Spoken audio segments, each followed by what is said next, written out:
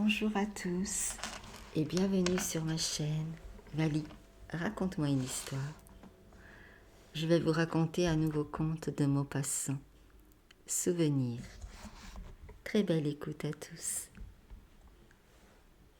Comme il m'en vient des souvenirs de jeunesse sous la caresse du premier soleil. Il est un âge où tout est bon, gai, charmant, grisant. Qu'ils sont exquis les souvenirs des anciens printemps. Vous rappelez-vous, vieux amis, mes frères, ces années de joie où la vie n'était qu'un triomphe et qu'un rire.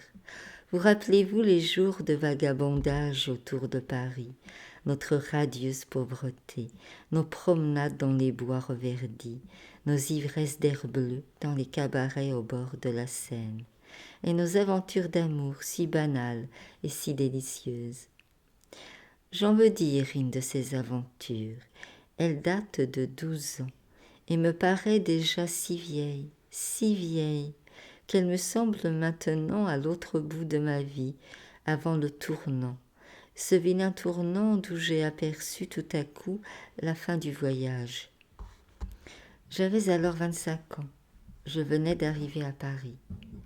J'étais employée dans un ministère et les dimanches m'apparaissaient comme des fêtes extraordinaires, pleines d'un bonheur exubérant, bien qu'il ne se passât jamais rien d'étonnant. C'est tous les jours dimanche aujourd'hui, mais je regrette le temps où je n'en avais qu'un par semaine, qu'il était bon, j'avais 6 francs à dépenser. Je m'éveillais tôt ce matin-là, avec cette sensation de liberté que connaissent si bien les employés, cette sensation de délivrance, de repos, de tranquillité, d'indépendance. J'ouvris ma fenêtre. Il faisait un temps admirable. Le ciel tout bleu s'étalait sur la ville, plein de soleil et d'hirondelles. Je m'habillai bien vite et je partis, voulant passer la journée dans les bois à respirer les feuilles, car je suis d'origine campagnarde, ayant été élevée dans l'herbe et sous les arbres. Paris s'éveillait joyeux dans la chaleur et la lumière, les façades des maisons brillaient, les serins des concierges s'égosillaient dans leurs cages, et une gaieté courait la rue, éclairait les visages, mettait un rire partout, comme un contentement mystérieux des êtres et des choses sous le clair soleil levant. Je gagnais la Seine pour prendre l'hirondelle qui me déposerait à Saint-Cloud. Comme j'aimais cette attente du bateau sur le ponton. Il me semblait que j'allais partir pour le bout du monde, pour des pays nouveaux et merveilleux. Je le voyais apparaître, ce bateau, là-bas, sous l'arche du second pont, tout petit, avec son panache de fumée, puis plus gros, grandissant toujours. Il prenait en mon esprit des allures de paquebot. Il accostait et je montais. Des gens endimanchés étaient déjà dessus, avec des toilettes voyantes, des rubans éclatants et de grosses figures écarlates. Je me plaçais tout à l'avant, debout, regardant fuir les quais, les arbres, les maisons, les ponts. Et soudain j'apercevais le grand viaduc du pont du Jour qui barrait le fleuve. C'était la fin de Paris, le commencement de la campagne, et la Seine soudain, derrière la double ligne des arches, s'élargissait, comme si on lui eût rendu l'espace et la liberté. Devenait tout à coup le beau fleuve paisible qui va couler à travers les plaines, au pied des collines boisées, au milieu des champs, au bord des forêts. Après avoir passé entre deux îles, l'hirondelle suivit un coteau tournant dont la verdure était pleine de maisons blanches. Une voix annonça « Bas-Meudon !» puis plus loin « Sèvres !» et plus loin encore « Saint-Cloud !» Je descendis et je suivis à pas pressés à travers la petite ville la route qui gagne les bois. Je vais emporter une carte des environs de Paris pour ne point me perdre dans les chemins qui traversent en tous sens ces petites forêts où se promènent les Parisiens. Dès que je fus à l'ombre, j'étudiais mon itinéraire qui me parut d'ailleurs d'une simplicité parfaite. J'allais tourner à droite, puis à gauche, puis encore à gauche, et j'arriverais à Versailles à la nuit pour dîner. Et je me mis à marcher lentement sous les feuilles nouvelles, buvant cet air savoureux que parfument les bourgeons et les sèves. J'allais à petits pas, oublieux des paperasses, du bureau, du chef, des collègues, des dossiers, et songeant à des choses heureuses qui ne pouvaient manquer de m'arriver, à tout l'inconnu voilé de l'avenir. J'étais traversée par 1000 souvenirs d'enfance que ces senteurs de campagne réveillaient en moi, et j'allais tout imprégné du charme odorant, du charme vivant, du charme palpitant des bois attiédis par le grand soleil de juin. Parfois je m'asseyais pour regarder, le long d'un talus, toutes sortes de petites fleurs dont je savais les noms depuis longtemps. Je les reconnaissais toutes, comme si elles eussent été justement celles-mêmes vues autrefois au pays. Elles étaient jaunes, rouges, violettes, fines, mignonnes, montées sur de longues tiges ou collées contre terre. Des insectes de toutes couleurs et de toutes formes, trapus, allongés, extraordinaires de construction, des monstres effroyables et microscopiques, faisaient paisiblement des ascensions de brins d'herbe qui ployaient sous leur poids. Puis je dormis quelques heures dans un fossé et je repartis reposer, fortifié par ce somme. Devant moi s'ouvrit une ravissante allée, dont le feuillage un peu grêle laissait pleuvoir partout sur le sol des gouttes de soleil qui illuminaient des marguerites blanches. Elle s'allongeait interminablement, vide et calme. Seul un gros frelon solitaire et bourdonnant la suivait, s'arrêtant parfois pour boire une fleur qui se penchait sous lui et repartant presque aussitôt pour se reposer encore un peu plus loin. Son corps énorme semblait en velours brun rayé de jaune, porté par des ailes transparentes et démesurément petites. Mais tout à coup j'aperçus au bout de l'allée 2 personnes, un homme et une femme, qui venaient vers moi. Ennuyé d'être troublé dans ma promenade tranquille, j'allais m'enfoncer dans les taillis quand il me sembla qu'on m'appelait. La femme, en effet, agitait son ombrelle, et l'homme, en manche de chemise, la redingote sur un bras, élevait l'autre en signe de détresse. J'allai vers eux.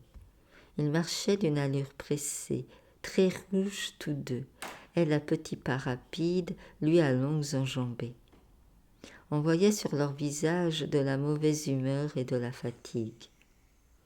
La femme aussitôt me demanda: « Monsieur, pouvez-vous me dire où nous sommes ? Mon imbécile de mari nous a perdus en prétendant connaître parfaitement ce pays. » Je répondis avec assurance: « Madame, vous allez vers Saint-Cloud et vous tournez le dos à Versailles. » Elle reprit avec un regard de pitié irrité pour son époux: « Comment ? Nous tournons le dos à Versailles, mais c'est justement là que nous voulons dîner. » « Moi aussi, madame, j'y vais. » Elle prononça plusieurs fois en haussant les épaules. « Mon Dieu, mon Dieu, mon Dieu !» avec ce ton de souverain mépris qu'ont les femmes pour exprimer leur exaspération. Elle était toute jeune, jolie, brune, avec une ombre de moustache sur les lèvres. Quant à lui, il suait et s'essuyait le front. C'était assurément un ménage de petits bourgeois parisiens. L'homme semblait atterré, éreinté et désolé. Il murmura: « Mais, ma bonne amie, c'est toi. » Elle ne le laissa pas achever. « C'est moi. Ah, c'est moi maintenant. Est-ce moi qui ai voulu partir sans renseignement, en prétendant que je me retrouverais toujours? Est-ce moi qui ai voulu prendre à droite au haut de la côte, en affirmant que je reconnaissais le chemin? Est-ce moi qui me suis chargée de cachous? Elle n'avait point achevé de parler que son mari, comme s'il eût été pris de folie, poussa un cri perçant, un long cri de sauvage, qui ne pourrait s'écrire en aucune langue, mais qui ressemblait à « Tit !» La jeune femme ne parut ni s'étonner ni s'émouvoir et reprit.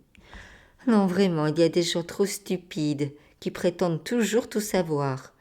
Est-ce moi qui ai pris l'année dernière le train de Dieppe au lieu de prendre celui du Havre? Dis, est-ce moi? Est-ce moi qui ai parié que monsieur le tourneur demeurait rue des Martyrs? Est-ce moi qui ne voulais pas croire que Céleste était une voleuse? » Et elle continuait avec furie, avec une vélocité de langue surprenante, accumulant les accusations les plus diverses, les plus inattendues et les plus accablantes, fournies par toutes les situations intimes de l'existence commune, reprochant à son mari tous ses actes, toutes ses idées, toutes ses allures, toutes ses tentatives, tous ses efforts, sa vie depuis leur mariage jusqu'à l'heure présente. Il essayait de l'arrêter, de la calmer et bégayait « Mais ma chère amie, c'est inutile. Oh, devant monsieur, nous nous donnons un spectacle, mais cela n'intéresse pas monsieur. » Et il tournait des yeux lamentables vers les taillis, comme s'il eût voulu en sonder la profondeur mystérieuse et paisible, pour s'élancer dedans, fuir, se cacher à tous les regards. Et de temps en temps, il poussait un nouveau cri, un « tit » prolongé, suraigu. Je pris cette habitude pour une maladie nerveuse. La jeune femme, tout à coup, se tournant vers moi et changeant de ton avec une très singulière rapidité, prononça « Si monsieur veut bien le permettre, nous ferons route avec lui pour ne pas nous égarer de nouveau et nous exposer à coucher dans le bois. » Je m'inclinai. Elle prit mon bras et elle se mit à parler de 1000 choses, d'elle, de sa vie, de sa famille, de son commerce. Ils étaient gantiers rue Saint-Lazare. Son mari marchait à côté d'elle, jetant toujours des regards de fou dans l'épaisseur des arbres, et criant « tit » de moment en moment. À la fin, je lui demandai « Pourquoi criez-vous comme ça ?» Il répondit d'un air consterné, désespéré. « C'est mon pauvre chien que j'ai perdu. »« Comment ? Vous avez perdu votre chien ?» ?»« Oui, il avait à peine 1 an. Il n'était jamais sorti de la boutique. J'ai voulu le prendre pour le promener dans les bois. Il n'avait jamais vu d'herbe ni de feuilles, et il est devenu comme fou. Il s'est mis à courir en aboyant, et il a disparu dans la forêt. Il faut dire aussi qu'il avait eu très peur du chemin de fer. Cela avait pu lui faire perdre le sens. J'ai eu beau l'appeler, il n'est pas revenu. Il va mourir de faim là-dedans. La jeune femme, sans se tourner vers son mari, articula « Si tu lui avais laissé son attache, cela ne serait pas arrivé. Quand on est bête comme toi, on n'a pas de chien. » Il murmura timidement « Mais ma chère amie, c'est toi !» Elle s'arrêta net. Et le regardant dans les yeux comme si elle allait les lui arracher, elle recommença à lui jeter au visage des reproches sans nombre. Le soir tombait. Le voile de brume qui couvre la campagne au crépuscule se déployait lentement, et une poésie flottait, faite de cette sensation de fraîcheur particulière et charmante qui emplit les bois à l'approche de la nuit. Tout à coup, le jeune homme s'arrêta et se tâtant le corps fiévreusement. « Oh, je crois que j'ai... » Elle le regardait. « Eh bien quoi ? Je n'ai pas fait attention que j'avais ma redingote sur mon bras. Eh bien, j'ai perdu mon portefeuille, mon argent était dedans. » Elle frémit de colère et suffoqua d'indignation. « Il ne manquait plus que cela, que tu es stupide ! Mais que tu es stupide ! Est-ce possible d'avoir épousé un idiot pareil ? Eh bien, va le chercher et fais en sorte de le retrouver. Moi, je vais gagner Versailles avec monsieur. Je n'ai pas envie de coucher dans le bois. » Il répondit doucement. « Oui, mon ami, où vous retrouverai-je ? On m'avait recommandé un restaurant, je l'indiquai. » Le mari se retourna et courbé vers la terre que son œil anxieux parcourait, criant « Tit !» à tout moment, il s'éloigna. Il fut longtemps à disparaître. L'ombre plus épaisse l'effaçait dans le lointain de l'allée. On ne distingua bientôt plus la silhouette de son corps, mais on entendit longtemps son tit, tit, tit, lamentable, plus aigu à mesure que la nuit se faisait plus noire. Moi, j'allais d'un pas vif, d'un pas heureux, dans la douceur du crépuscule, avec cette petite femme inconnue qui s'appuyait sur mon bras. Je cherchais des mots galants sans en trouver. Je demeurais muet, troublé, ravi. Mais une grande route soudain coupa notre allée. J'aperçus à droite, dans un vallon, toute une ville. Qu'était donc ce pays? Un homme passait, je l'interrogeai. Il répondit « Bougival ». Je demeurai interdit. « Comment Bougival? Vous êtes sûr? Parbleu, j'en suis !» La petite femme riait comme une folle. Je proposai de prendre une voiture pour gagner Versailles. Elle répondit « Ma foi non, c'est trop drôle. Et j'ai trop faim. Je suis bien tranquille au fond. Mon mari se retrouvera toujours bien, lui. C'est tout bénéfice pour moi d'en être soulagée pendant quelques heures. » Nous entrâmes donc dans un restaurant au bord de l'eau et j'osai prendre un cabinet particulier. Elle se grisa, ma foi, fort bien, chanta, but du champagne, fit toutes sortes de folies, et même la plus grande de toutes. Ce fut mon premier adultère. Je vous remercie de m'avoir écouté. Si cela vous a plu, merci de liker, partager, commenter et de vous abonner. À bientôt.